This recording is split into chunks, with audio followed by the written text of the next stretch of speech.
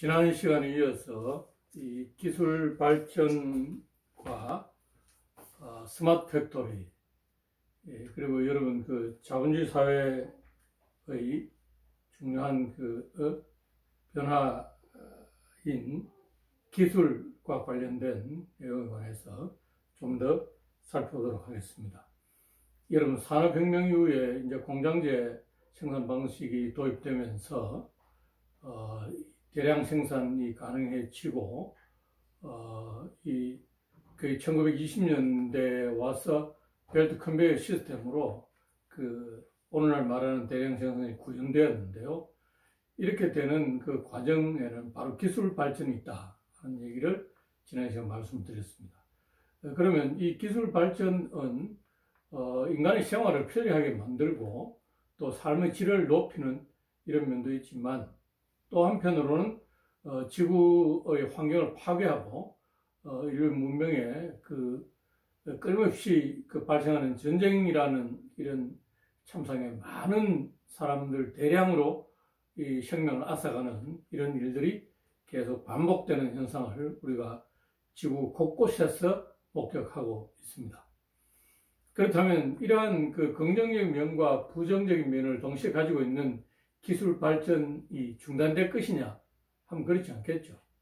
그러니까 기술은 어떤 가치 중립적인 측면을 갖고 있지만, 그 기술을 사용하는 인간의 마음과 손이 어떤 방향으로 움직이느냐에 따라서 기술의 해악이 우리 인류에게 큰 재앙으로 다가오기도 한다 하는 것을 우리는 잘 알고 있습니다.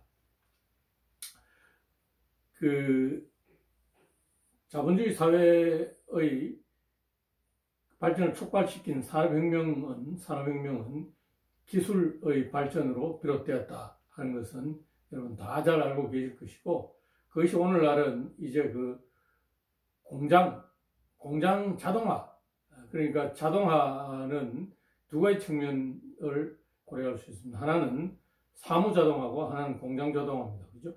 사무 자동화는 사무실에서 하는 일들이 완전히 자동화되는 거죠. 그래서 이 사무 자동화와 공장 자동화가 이루어지는데, 이 공장 자동화를 통해서 훨씬 더 기술 발전의 영향이 크게 파급되고 있다 하는 것을 볼 수 있습니다.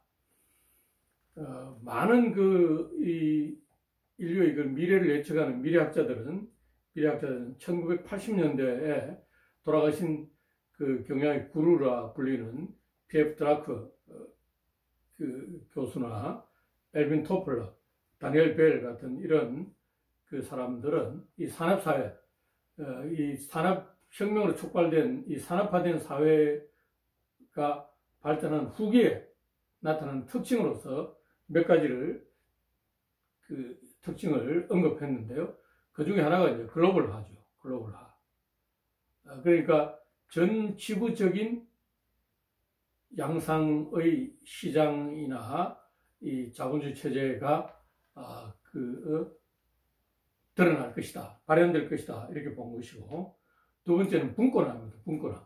이 권력이 중앙에 집중되던 이런 시대에서 이 분권화가 촉진될 것이다. 우리나라도 지금 지방자치가 상당히 정착되어서 이 지방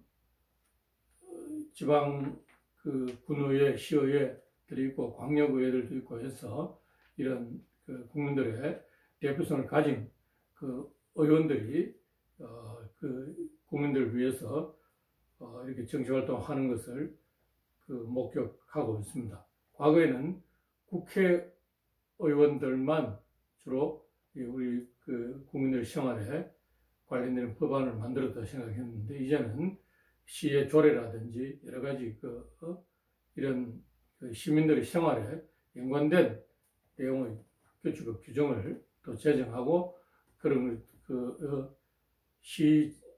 시청이나 군청, 시정부나 이런 자치단체에서 쓰는 예산도 감시하고 하는 것을 볼 수 있습니다. 이런 분권화가 촉진될 것이다. 그 다음 정보화가 더 진전될 것이다. 정보죠.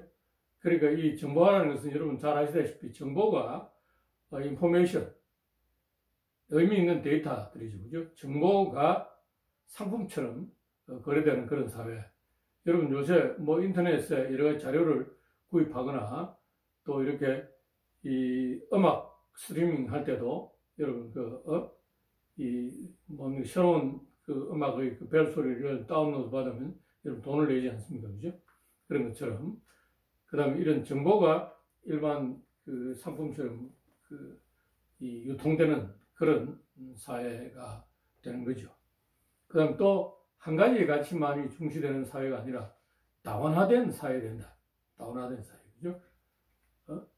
그러니까 뭐 결혼 같은 것도 결혼 제도를 생각해 보면 여러분 잘 아시겠습니다만 과거에는 결혼 안 하고 혼자 사는 것들을 이 노멀한 것으로 바라보지 않는 암노멀하다 이렇게 생각했는데 그러니까 이 뭔가 이상하다 이렇게 생겼는데 요즘은 뭐 혼자 산다고 해서 누가 아무도 그런 문제에 대해서 지적하거나 이렇게 하지 않습니다.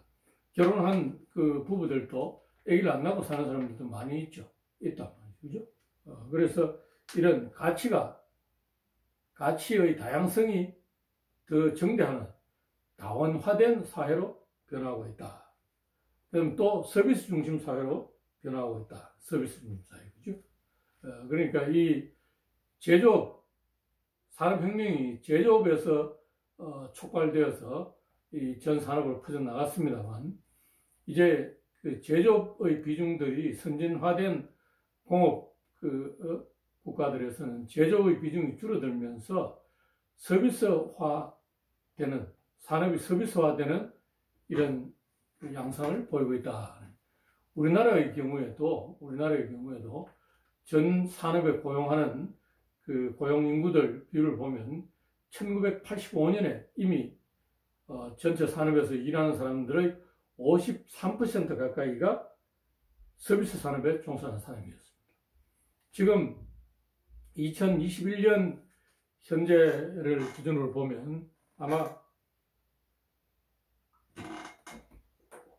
70% 이상의 일하는 사람들이 서비스 산업 관련 산업에 종사하는 것으로 지금 그 통계가 집계되고 있습니다. 그리고 생산되는 부가가치의 60%가 서비스 관련 산업에서 나오는 것으로 이렇게 집계되고 있습니다.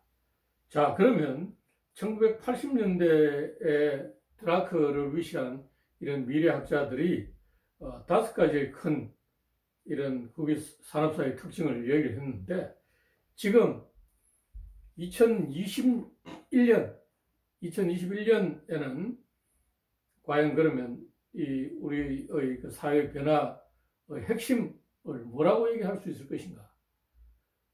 제가 생각할 때는 2가지입니다. 하나는 그러니까 생태계, 경제 생태계든 환경 생태계든 이런 생태계 자체가 지금 변화하고 있다. 뭐 기술의 생태계든 기업의 생태계든 그죠? 생태계라 하면 여러분 이 생물학에서 사용하는 그런 용어죠. 에코시스템. 여러분 동물의 세계도 약육, 강식 이런 것들이 있듯이 그죠? 바다에 있는 생선들도 보면 아주 작은 플랑크톤을 먹고 사는 작은 그 어류부터 시작해서 그 육식성 어류들 그죠? 뭐 상어라든지 이런 것들은 작은 생선들을 먹이로 해서 생존해 나가는 이런 것처럼 그죠? 야생의 숲에서도 마찬가지 아닙니까 그죠? 이런 기린이나 이런 그 초식성 동물 들소라든지 초식성 동물이 있는 반면에 사자라든지 독수리라든지 이런 호랑이라든지 육식성 동물들도 있단 말이에요. 여우도 토끼라든지 들쥐 잡아먹지 않습니까? 그죠? 그런 것처럼 이런 것들이 이 먹이 사슬을 통해서 자연의 생명의 그 시스템을 유지하고 있는 거죠. 유지하고 있는 거다. 그죠? 그래서 이런 생태계 자체가 변화하고 있다. 그럼 글로벌화는 이미 뭐 기반으로 우리 지금 숨쉬는 공기와 같은 이런 상태로 이제 글로벌화 진행된 거죠. 여러분 지금 코로나 그 19가 이 범세계적으로 이렇게 유행하는 이유도 바로 어디에 원인이 있습니까? 글로벌화의 원인이 있단 말이에요. 그죠? 과거에 유럽의 패스트라든지 19세기 콜레라가 전 지구를 휩쓸고 스페인 독감으로 인해서 많은 사람이 사망할 때는 오늘날처럼 그 글로벌화가 진전되는 속도가 늦어가지고 어떻습니까? 이 전파되는 속도도 대단히 늦고 이렇게 했는데 요즘은 어떻습니까? 이제 뭐 아프리카에서 유행하던 뭐 영국에서 변이된 바이러스가 인도에서 변이된 바이러스가 금방 한국에도 들어오는 이런 상황이 연출되는 것이죠. 이게 바로 글로벌화입니다. 그죠? 이건 글로벌화는 피할 수 없는 거죠. 전 지구에 있는 모든 나라의 이 국민들이 물론 아마존의 열대 밀림에 그 고립되어서 생활하는 부족들 같은 경우에는 예외일 수 있겠습니다만 그렇지 않고 서로 교류를 하면서 살아가는 사람들은 이 글로벌화의 조건을 우리 공기처럼 당연한 것으로 받아들여야 될 것이다. 여러분이 살아가는 세상, 자본주의 경제 체제의 이 글로벌화는 이제 뭡니까? 피할 수 없는 그런 뭐 피하고자 해도 피할 수 없겠죠, 여러분. 자연인처럼 뭐 산속에 들어가서 고립되어서 혼자 살지 않는 한 이런 이 글로벌화의 그런 그 현상들을 피해갈 수 없다. 여러분 뭐 동천이든 영주 캠퍼스에 있는 학생들이든 우리 외국인들을 뭐 하루에도 몇 사람들을 만나지 않고 지나치는 일이 없겠죠. 지나친 날이 없을 정도로 그런 정도로 이제 우리가 다문화되어 있고 다양한 그 교류가 활성화된 세계에 살고 있다. 그래서 이미 와 있다. 이게 기반이다. 기반이죠. 기반이기 때문에 여러분 글로벌화한 이런 그 상황에서는 이 소통에 필요한 글로벌 스탠다드, 글로벌 언어, 그죠?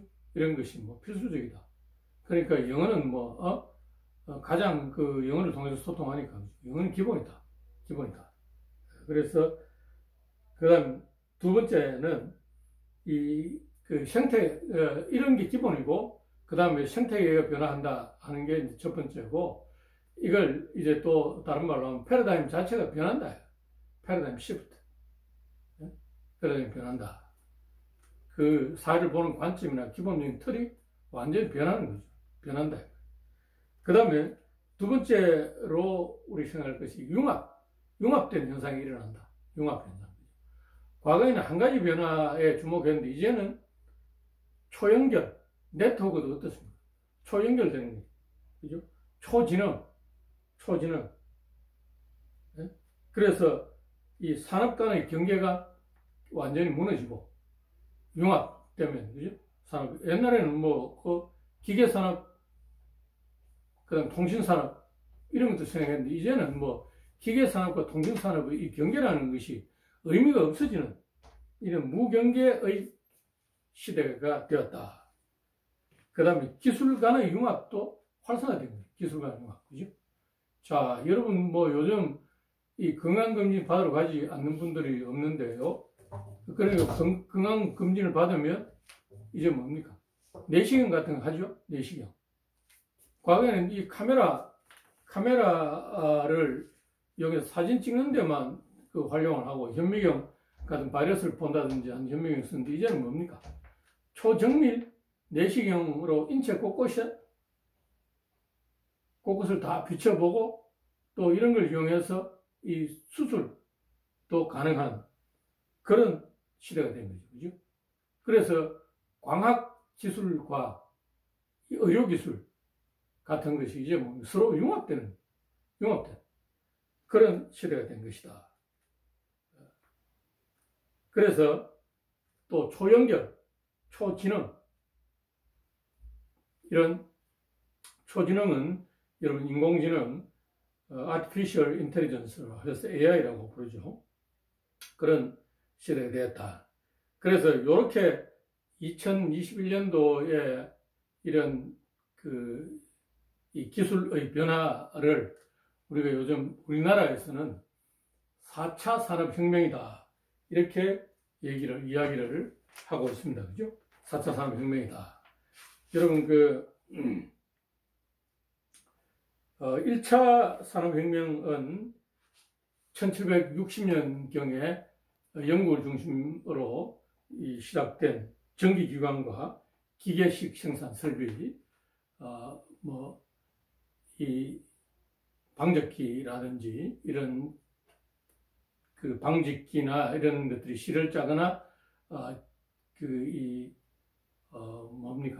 옷감을 짜는 이런 자동화된 기계들, 그러니까 기계화된 사람 손으로 하던 걸 기계가 하는 이런 기술들이 발명되면서 이 산업혁명이 촉발되었고요. 2차 산업혁명은 19세기에서 20세기 초에 전기 동력이 등장하고 벨트 컨베이어를 이용한 대량 생산 시스템, 포드의 벨트 컨베이어, 그죠? 디트로이트에 가면 미국 자동차와 관련된 기계 이런 박물관이 있습니다. 거기에 저도 2017년인가 가보았는데요. 거기 가보면 포드 회사에서 최초로 도입했던 벨트 컨베이어 시스템, 이 벨트 컨베이어를 그 박물관에 전시를 해두고 있어요. 여러분도 기회가 되면 한번 가보십시오. 디트로이트, 미시간 주의 디트로이트 시는 이 자동차가 대중화된 그런 역사를 가지고 있는 도시지요. 이게 2차 산업혁명을 촉발하게 됩니다. 자동화의 그런 혁명이 일어났고요. 3차 산업혁명은 3차는 20세기 후반에 정보통신이나 전자기기, 정보통신 기술의 발달로 일어난 디지털 혁명이다. 그죠? 디지털의 변화다. 컴퓨터와 관련된. 자, 그래서 4차 산업혁명이 바로 지금 우리가 얘기한 융합과 생태계의 변화, 2015년 이후에 우리가 지금 주목하고 있는 그런 산업에 있어서 변화라고 할 수 있습니다. 자본주의 사회에 이런 변화들이 계속 끊임없이 일어난다. 그렇죠? 일어나는 3차 산업혁명의 4차 산업혁명의 주요한 기반은 세 가지입니다. 사물 인터넷 오브 띵스, 그죠? IoT라고 여러분 쓰죠? 인터넷 오브 띵스, 사물 인터넷, 그 다음 빅데이터, 그 다음 AI, 그죠? 빅데이터. 여러분들 지금 여러분들 사용하는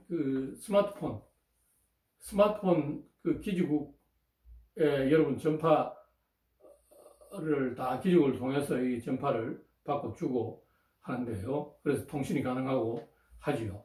그래서 여러분이 내가 SK 쓰고 있다, 내가 KT 쓰고 있다 하면 KT나 SK에서는 그 이용자들의 스마트폰 사용 정보를 분석해서 자, 금요일 날 저녁 강남역 4번 출구에서는 어떤 사람들이 가장 많이 다니는가, 그 다음에 월요일 점심때 강남역 3번 출구에서는 누가 많이 다니는가 하는 걸 알 수 있는 거예요. 그죠?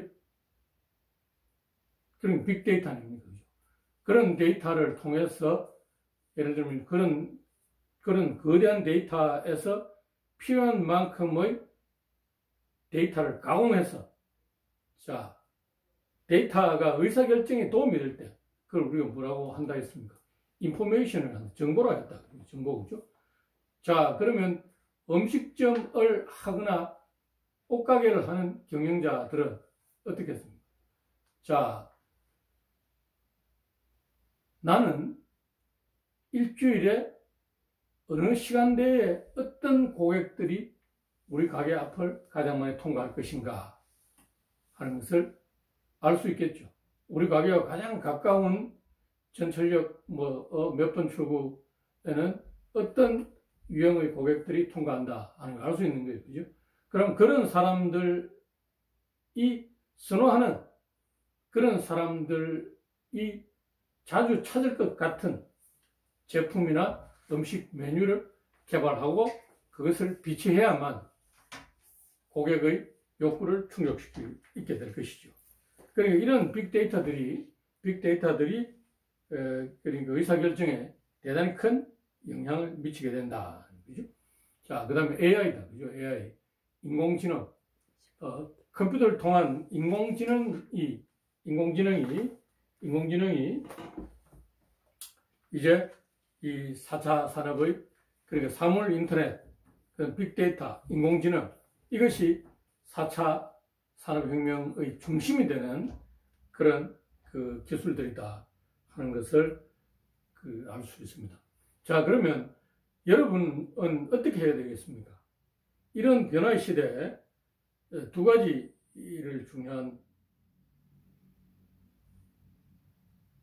중요하다고 보는데요. 저는 여러분 오픈 마인드를 가져야 된다. 열린 마음을 가져야 된다. 그죠? 그러니까 열린 마음을 가지고 있어야 이 변화를 받아들이게 된다. 그죠? 그래서, 우리가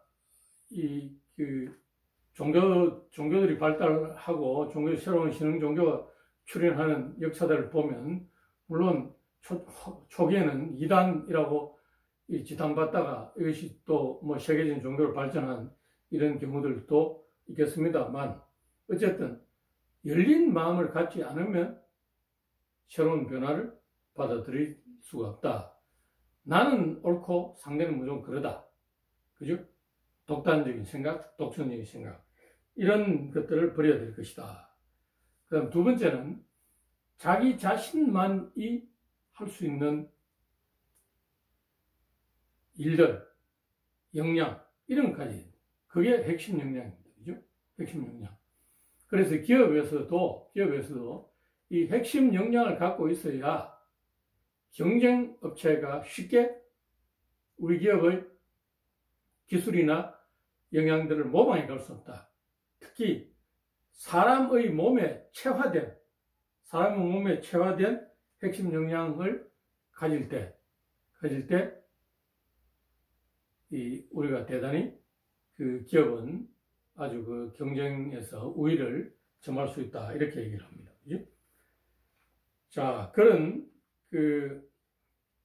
인공지능과 관련해서 여러분 유엔의 미래보고서 얘기를 좀 더 하고 가겠습니다. 박영숙 박사와 제롬 글램이 공저한 유엔 미래보고서 2045에 의하면 인공지능이 인간의 지능을 추월하는 지난 시간에 여러분 컴퓨터가 그 세 가지 중요한 인간과 비슷한 일들을 한다. 하나는 문해력, 그죠? 하나는 수리력, 하나는 문제 해결 능력. 이 사람이 하는 것들이 여러분 글자를 보고 이해하는 능력 아닙니까? 그죠? 그래서 인공지능이 사람의 지능을 추월하는 해를 2045년 정도로 예측을 했는데요. 그러면 이 2045년경에 나타나는 10가지의 메가 트렌드에 대해서 박영숙 박사 팀은 이렇게 얘기를 하고 있습니다. 첫째, 휴먼 4.0이다. 휴먼 4.0, 그죠?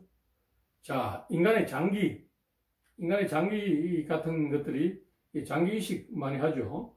그 다음에 그 생체 이식들도 합니다.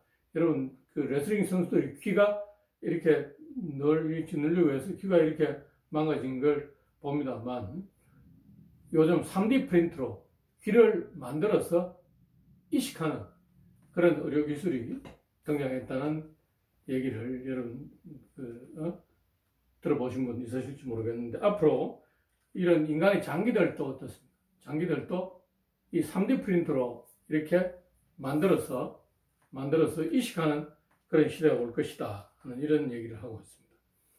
그 다음 오늘날과 같은 이 국가는 해체될 것이다. 그래서 아마 그 기업이나 사람들도 자기들이 아주 그 유사한 그런 관심을 갖고 있거나 아니면 뭐 클러스터, 그걸 클러스터라고 할 수 있는데 그런 형태로 모여서 국가의 의미가 오늘과 다르게 많이 퇴색될 것이다. 인터넷 대기업의 성장이다. 여러분 애플이나 뭐 구글, 우리나라에도 뭐 이런 카카오라든지 그죠?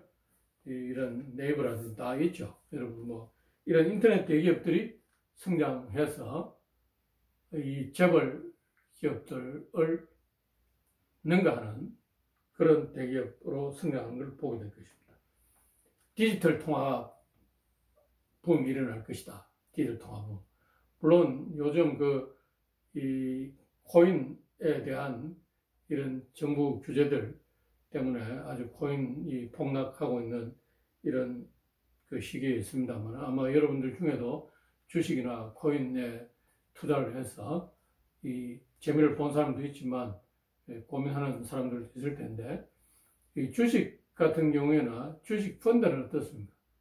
은행이나 증권회사에서는 여러분들 이 거래를 자주 해야 수수료를 통해서 수익을 올리는 기업이죠. 기업이다 말이죠. 그런 점을 생각해 보신다면 여러분 주식 또 가치 투자하는 이런 얘기를 할 수 있겠습니다. 그 다음에 브레인 업로드. 앞으로는 인간의 뇌에 가지고 사람이 갖고 있는 지식들은 여러 가지 나리지 이런 것들은 우리 상상에서는 많습니다. 그죠? 여러분 인간의 뇌세포 뉴런은 몇 개 정도 된다고 했습니까? 1000개 정도 된다고 말씀을 드렸죠. 뇌 과학자인 성현준 박사의 뉴런에 대한 연구를 보면 인간의 뇌는 1000억 개 정도 된다. 뉴런이 1000억 개. 여러분 상상됩니까? 여러분 색깔들 보고 이게 흰색이다, 검은색이다, 이게 녹색이다 이런 거 아시듯이 그죠? 그런데 우리 이 색깔도 온갖 종류 색깔들이 있죠. 그런데 지금 뇌과학자들이 기억하고 밝혀낸 것은 뇌 세포 중에 뉴런 중에 한 20개 정도의 색깔이 어디에서 기억하는지 하는 거 알아내요. 아직 미지의식이다. 그러니까 인간의 뇌에 음악을 대단히 잘하는 이런 유명한 가수 음악회 조수미, 그 다음에 조용필, 나훈아 같은 이런 사람들 머릿속에는 우리가 보통 범인들이 가지고 있지 않은 음악적인 재능이나 상상력, 이런 지식들이 머릿속에 많이 들어있겠죠. 그러면 앞으로의 시대에는 이 사람들의 머리에 들어있는 지식들을 컴퓨터에 연결해서 이걸 어떻습니까? 일반인들이 이용할 수도 있고 구입할 수도 있는 그런 시대. 이게 이제 브레인 업로드라고 이렇게 표현하고 있는데요. 이런 기술들이 가능해질 것이다. 그 다음 몰입인생. 그죠? 그러니까 이제는 자기가 좋아하는 일들을 평생 몰입하면서 사는 이런 사람이 늘어난다. 그죠? 그런 얘기를 하고 있습니다. 그 다음에 인공지능 로봇. 요즘 여러분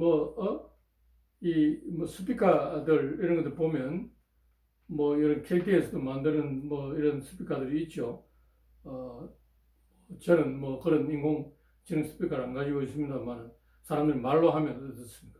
음악도 틀어주고 뉴스 텔레비전 틀어주는 이런 인공지능 로봇이 있다. 청소하는 로봇들도 있다.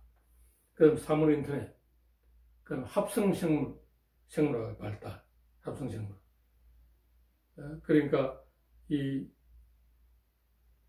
우리가 세라믹스하고 생물학 같이 발달해서 우리가 상상하지 못하는 그 세라믹에 어떻게 식물이 자라는 이런 것들을 상상할 수 있겠죠.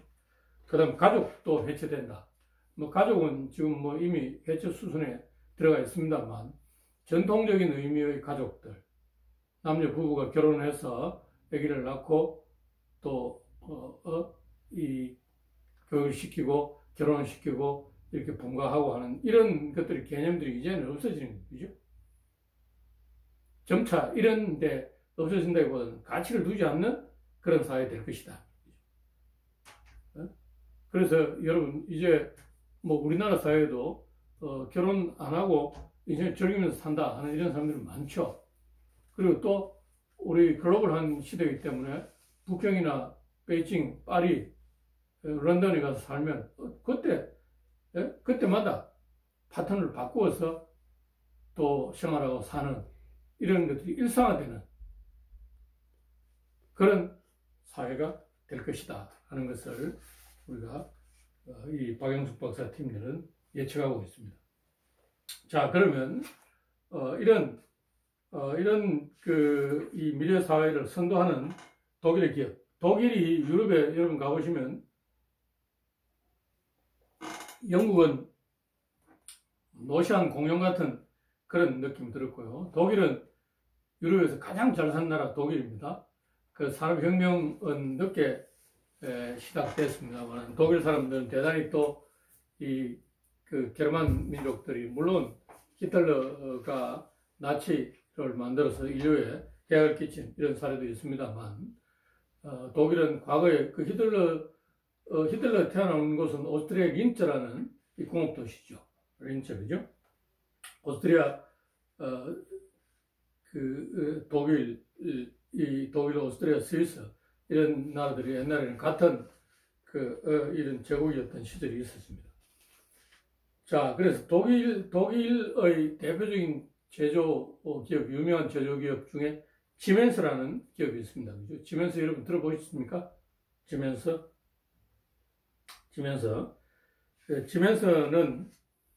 1847년에 그 지멘스 할스케 전신 건설회사로 처음 설립되었는데요. 직원이 10명이었다고 합니다. 10명. 1847년이니까 지금부터 174년 전에 만들어졌다. 그죠? 174년 전에. 그런데 지금 170년이 흐른 지금은 전 세계 200여 개국에 34만 명의 직원이 일하는 거대한 글로벌 기업으로 지멘스가 성장하였습니다. 그래서 지멘스는 그 베르너 폰 지멘스라는 이 경영자, 창업자의 그 기업가 정신과 글로벌 정신에 힘입어서 전 세계 200개국으로 이렇게 진출해 있는데요. 자동화 및 제어, 운송, 전력, 의료, 조명 및 정보통신 등 다양한 분야에서 독일 제조기업을 대표하는 그런 거대한 기업입니다. 그래서 지멘스는 또 연구개발 투자를 많이 하기로 대단히 유명한 그런 기업입니다. 세계에서 특허를 가장 많이 지닌 기업 중에 하나도 지멘스라고 합니다. 그래서 지멘스는 가상적 세상과 물리적 세상을 융합하는 것을 기업의 사명으로, 미션으로 삼고 있다. 이렇게 지멘스는 사명을 정하고 있고요. 그래서 지멘스는 앞으로 미래의 이 기술 환경과 기업 환경의 변화를 예상해서 자기들이 하는 사업 분야를 세 개의 중요한 부문, 인더스트리, 산업과 관련된 것, 그리고 두 번째 에너지와 관련된 것, 세 번째 헬스케어와 관련된 이런 세 개의 부문으로 나누고 이 부문을 중심으로 사업을 재편해서 이 14개의 부문을 만들고 각 부문별로 최고 경영자를 임명해서 이 경영을 하고 있다고 합니다. 그 중에 이제 지멘스가 스마트 팩토리 분야에서 대단히 앞서 나가고 있는 그런 기업인데요. 스마트 팩토리는 공장 뭡니까? 쉽게 말하면 공장 자동화입니다. 그죠? 그 컴퓨터나 네트워크를 활용해서 이 유연성, 연결성, 자기 스스로 조직하는 것, 이용자 중심, 이런 특징을 가지고 사람은, 그러니까 인간은 모니터링이나 관리의 일정 부분만 참여하고 나머지 단순한 생산의 영역들은 다 기계가 하는 것입니다. 그죠? 일본의 화낙 같은 회사들도 스마트 팩토리 부문에 대단히 중요한 공장 자동화에서 손꼽히는 그런 기업입니다만, 그래서 이 지멘스는 독일의 암베르크 공장이 지멘스의 스마트 팩토리 공장의 대표적인 공장인데요. 1989년에 설립할 당시에 그 종업원이 1000명이었다고 합니다. 그런데 지금 현재도 이 종업원은 1000명 정도 되는데, 그러니까 전혀 이렇게 종업원을 줄이지 않은 상태인데 생산 능력은 8배나 늘어났다고 합니다. 자, 그러니까 여러분 생산 능력이 800%나 늘어났다. 그죠? 그리고 또 자동화된 정도가 75%, 공장이 75% 정도로 완전 자동화되어 있다. 여러분, 자동화는 여러분 지금 삼성전자나 이런, 아니면 뭐 KT&G의 담배 공장에 가보시면 담배 생산하는 걸 본 분들이 있는지 모르겠는데, 영주에도 KT&G 영주 공장이 있습니다. 거기 가면 담배를 생산하죠. 담배를 생산하는데, 과거에는 우리 경영학과의 학생들을 거기 가서 이렇게 공장을 견학하기도 했습니다. 거기 가보면 완전 담배 생산이 자동화되어 있어요. 그죠? 자동화되어 있다. 담배 포장부터 시작해서 박스에 넣는 것, 뭐 이런 것들이 완전히 자동화되어 있죠.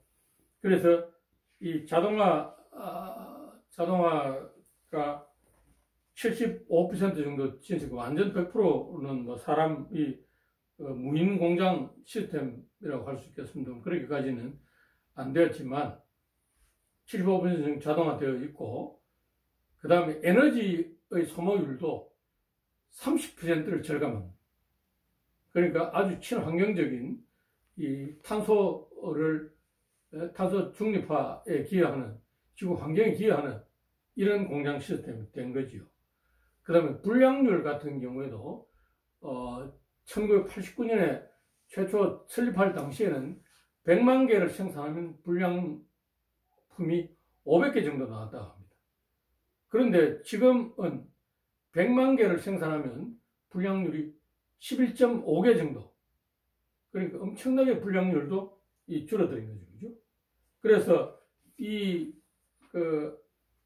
암베르크 공장, 지멘스의 암베르크 공장에서 일하는 직원들은 주당 35시간 정도 근무하고, 주로 모니터링 근무, 그러니까 자동화 생산 기계가 제대로 작동하고 있는지, 아니면 어떤 이상 신호를 보내고 있는지 아닌지, 이런 것들을 체크하는 일을 주로 한다고 합니다.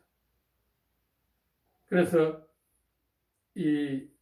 아주 지멘스는 이런 또 마인드 스피어라는, 아마 인공지능과 관련된 이런 소프트웨어 프로그램이 있겠죠.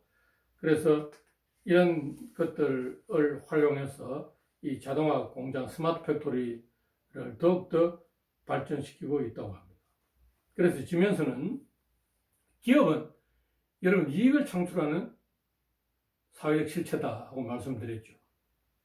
자본주의 경제에 있는 기업은 이익이 안 나면 여러분 뭐 생존 자체가 어렵다. 그죠?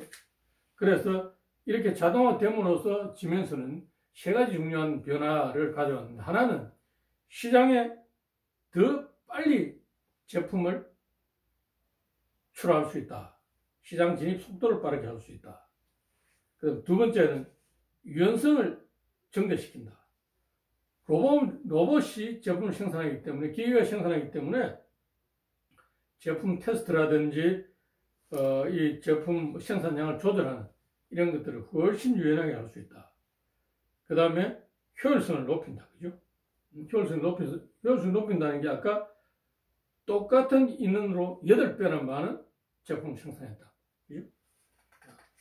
이런 지멘스의 이런 스마트 팩토리의 사례, 앞으로 여러분들이 일하게 되는 미래는 이 스마트 팩토리가 대단히 중요한 이슈가 될 것이다. 그죠?